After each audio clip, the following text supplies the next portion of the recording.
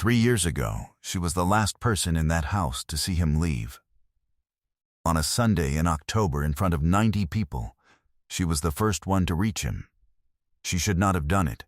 Everybody in that room knew she should not have done it. She did it anyway, and it cost her everything by 9 o'clock that night. Her name was Essie. She was 34. She had cleaned that house for 6 years. The man was Rui Nakahara, 48. The family had told everyone he was in France. Business, they said. 3 years of business. That was a lie. 4 people alive knew it. One of them was the maid. Stay with me tonight. You will hear what was in a drawer in a woman's office, in a locked box, 34 of them, and you will hear the 5 words a man said in front of 90 people that ended his own aunt. Before we get into it, tap subscribe. It is free, and it helps this channel more than you know. And tell me in the comments where you are watching from tonight. I read every one. Now let me take you into that house. Essie Mensah came to Japan at 26 and took the only work that would have her. She cleaned. 6 years in a big house above a river with 14 staff and a family that had money before the war. But here is what she actually was in that house, and it is not on any employment record. She was the one who wrote things. The head gardener could not read a pension form. Essie did it. Twice, because the first office lost it. The kitchen girl had a visa problem that would have sent her home. Essie found the clause. Essie wrote the letter. The girl is still there. She read and wrote 3 languages, and she was better in her second than most people are in their first. 14 staff in that house, and not one of them filled in a form without going to her first. The family never knew that. Nobody ever tells the family anything. Now here is the specific thing. The named thing. That house had a rule about the post. All mail came to the main office. Family mail and staff mail together. It was sorted there, by hand, by the aunt's secretary, and taken down to the annex twice a week. You are already ahead of me. Hold on anyway. The aunt was Setsuko Nakahara.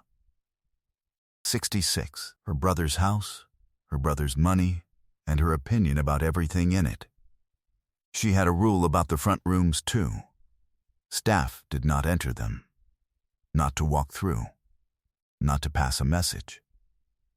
There was a service corridor, and staff used the service corridor. Essie had been told that on her 3rd day, in front of the housekeeper and 2 other women. She was told it again in her 2nd year, when she took a phone message 12 feet into the wrong room. Remember that rule. It comes back at the end of this, in the exact same room, with the same woman standing in it. Now let me take you back 3 years. The 19th of September. 11:30 at night. Essie was the last one working because she was always the last one working. She went into the small kitchen at the back for a glass of water, and Rui Nakahara was on the floor. 45 years old. Conscious, barely, not able to make his left side do anything. She had done 2 years as a care assistant before she ever picked up a mop. She knew what she was looking at. She put him on his side. She checked the time on the wall clock, and she wrote it on her own hand with a pen, because that is the number they ask you for. Then she got Sakai, the driver, and between them they had him in a car in 4 minutes. He was in hospital for 9 weeks, and the family said one word about it publicly. That word was France. It was not entirely a lie. In January, they flew him to a clinic outside Lyon because the rehabilitation there was the best in the world and money was not a problem.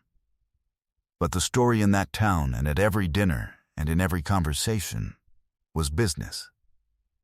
A powerful man cannot be seen to be ill, not in that world. His aunt understood that better than anybody, and she was right about it. And she used it, because a man in a clinic 11 hours away cannot see what is being arranged at home. Rui Nakahara wrote his first letter in February of that first year.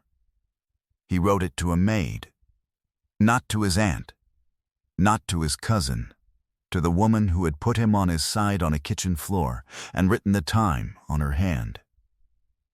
It was 4 lines long. It said he was tired, that the food was an insult, and that they had made him walk 11 meters that day. At the bottom he wrote, "Keep the window open." That was his room. A corner room on the 2nd floor. A view of the river and the old plum tree, new to Tommy his father laid the year he died. He could not stand a closed room. He never could. Essie wrote back the same week. She told him about the gardener's pension form. She told him the plum tree came out early. He wrote again in March. Then every month for 3 years, without missing one. 34 letters. Now I want you to understand what those letters were, because it is not what people assume. They were not love letters. Not one line in any of them would embarrass anybody. They were the most ordinary things in the world. Weather, food, the physiotherapist he did not like, a nurse he did like. He asked about the staff by name, all 14 of them, one by one, over 3 years. I will give you 2 of them, so you understand what we are talking about. In the 9th letter, he spent half a page on a nurse. She cut his toast into 4 pieces without being asked. He had not yet decided whether he was grateful or insulted. In the 22nd, he told her the man in the next room had gone in the night. He said the room was quiet now. He said he had thought about her window. That was the only sentence in 3 years that either of them ever came close to saying something with. Neither of them mentioned it again. That is how people like that do it. And she answered every one, in careful handwriting, and she never once asked him for anything. That is the part that matters. In 3 years she asked that man for nothing. She had one thing in her life she looked forward to. Think about that for a second. 6 years of cleaning. 14 staff who needed her. A family who did not know her name without looking at a list. And once a month, an envelope. Her name on it, in a hard sloping hand, written by somebody who had thought about her for the 10 minutes it took.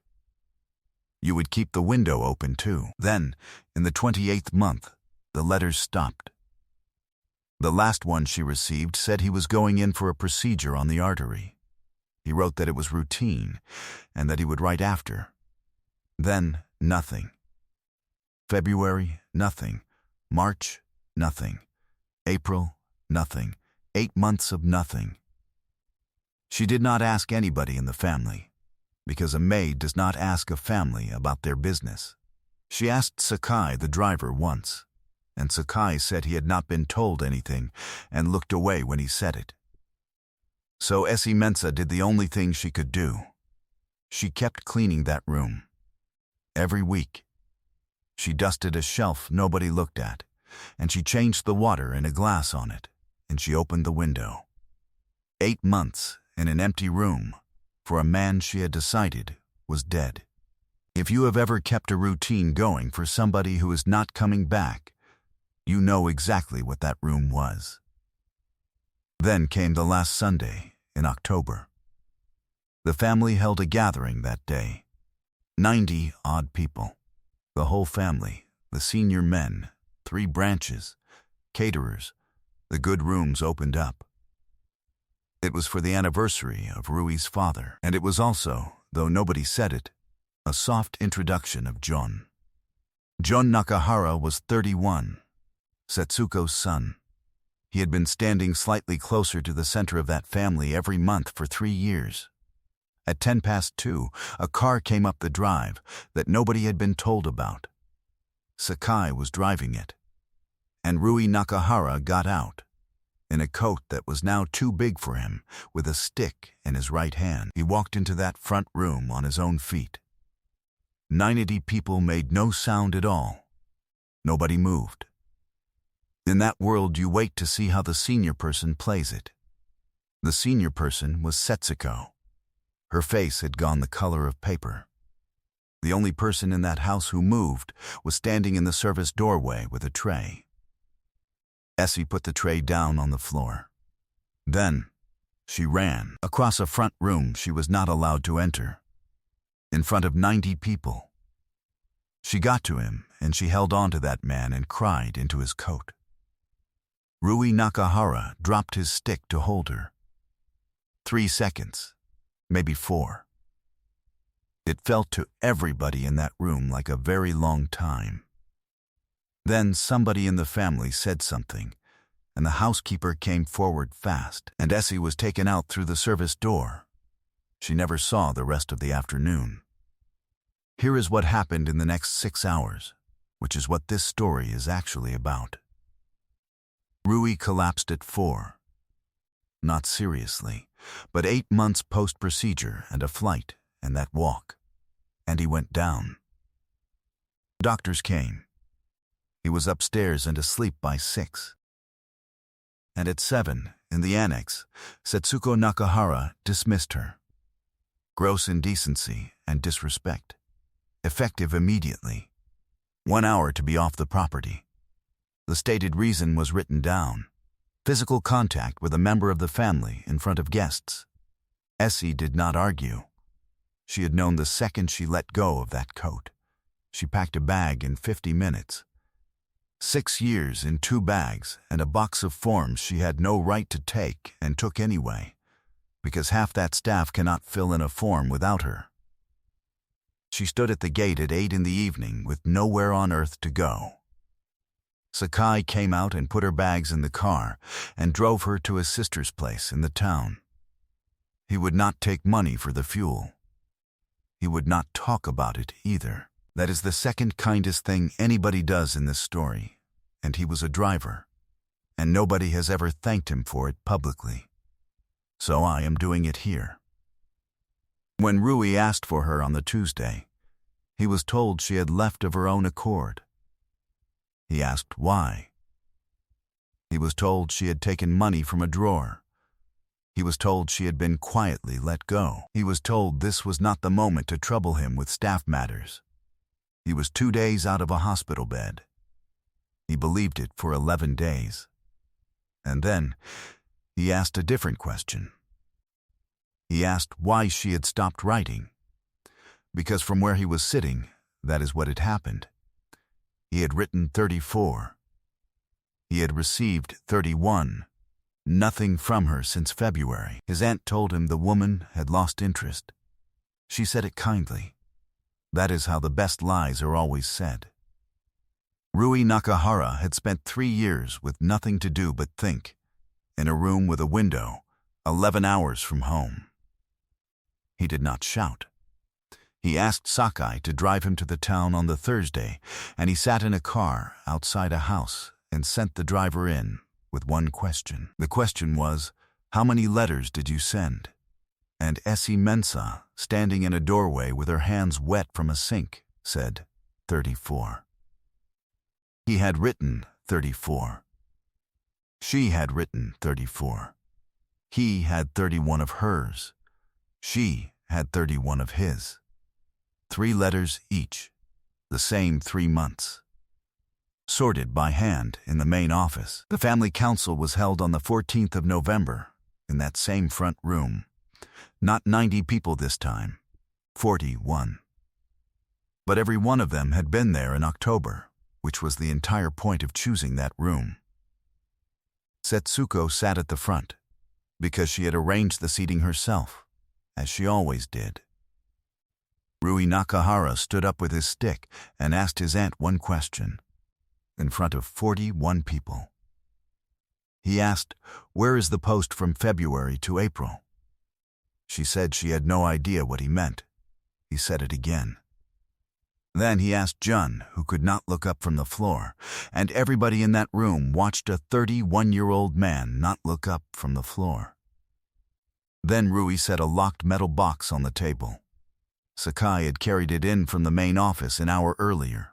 It came out of the bottom drawer of Setsuko Nakahara's desk, and Rui had the only other key, because it had been his father's box. 6 letters, 3 in each direction, opened, read, and kept. She had not even destroyed them. People like that never do. They keep things, because keeping things is the whole of what they are. Rui read the dates out loud. That is all he read, not one line of content, ever, in that room or since. Then he said the 5 words I promised you. He looked at his aunt and said, "You let her think I died." Setsuko Nakahara said nothing at all, and then he did the thing that finished it. He walked to the service door of that front room. He opened it himself. Essie Mensah was standing on the other side of it, in her own clothes. He had asked her to wait there. He brought her into that room by the hand. 41 people watched a man who could barely hold a stick hold on to that woman's hand and walk her the length of a room he owned. Then he said, "This woman is not staff in this house. She has never been staff to me. Sit her at the front." They sat her at the front, in the room she had been told twice she could not walk through. Setsuko Nakahara was asked to leave the main house that week. She lives in the West Building. Her allowance continues, because Essie asked that it continue, and Rui has never fully forgiven that decision. June withdrew from everything and moved to Nagoya. Essie did not go back to cleaning. She runs the household office now. All 14 staff, all the contracts, all the paperwork, which she had effectively been doing for free for 6 years anyway. The post comes straight to the annex. That was her first change, and she made it in her first week. She and Rui Nakahara married 2 years later, quietly with 11 people present, and Sakai drove. The letters are in the box. She keeps the key. She has never let anybody read them. Not one person. If you ask her what was in them, she will tell you the weather, and she will not be joking, and that is all you are getting. And the window in the corner room is open, every day, in all weathers, which drives the housekeeper mad and is not up for discussion. Here is what this story is really about. Nobody in that house wrote to that woman for 6 years. Not one person thought to. Then one man, flat on his back, 11 hours away, with everything else in his life gone, sat down every month and wrote to her about the weather. That is what love actually looks like, most of the time. It is not the running across the room. That is just the part people see. It is 34 ordinary letters, and an open window in an empty room, kept up by somebody who thought nobody was ever coming back. If you made it this far, tell me one thing in the comments. What was the moment you stopped scrolling? The hug? The 8 months? Or the box in the drawer? And if you know somebody who has been keeping a light on for a person who has not written in a long time, send this to them tonight. They need to hear how this one ends.